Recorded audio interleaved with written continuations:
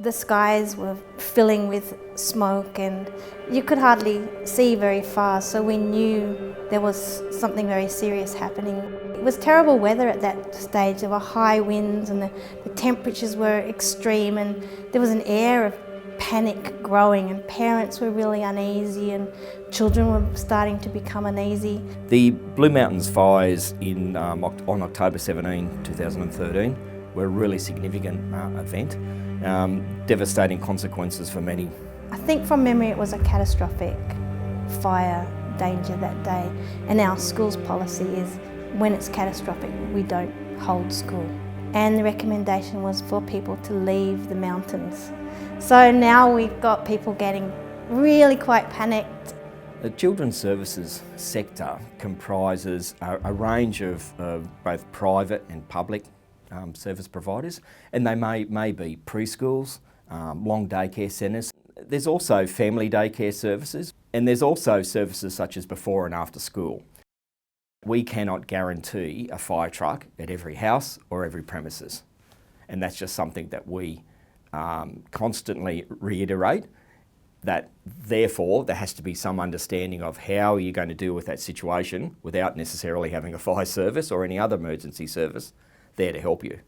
We decided that we would not hold preschool on the Monday, just because those children are incredibly young, very vulnerable, and in terms of managing an evacuation,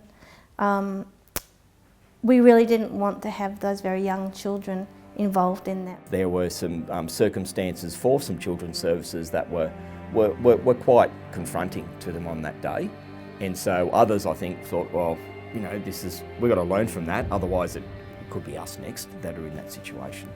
So the sector itself identified they had some gaps in knowledge and understanding of what happens in these sorts of significant events, and invited the emergency services to help them fill those gaps.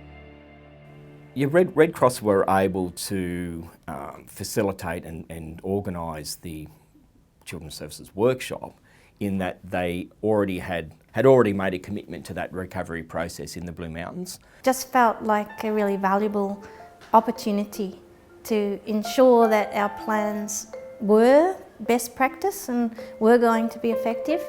People were obviously very valuing of what they were going to get out of the workshop. One of the workshop approaches was to sit people at tables in a geographic sense, and so they were able to talk about what they might do in an event, such as if one place had to move, could they go up to the centre up the road for a short-term safety measure. We made changes after I attended the workshop. Something I hadn't really considered was having a radio on site that was battery powered, also getting a satellite phone. It put a few more things on my radar. Fires will occur, however the impact on individuals and community and social structures can vary, and if those communities are better prepared, better connected, I would be thinking that the outcomes will be more favourable. It was really valuable to go through that process and to be able to modify plans and to feel we've come to a new place of preparedness.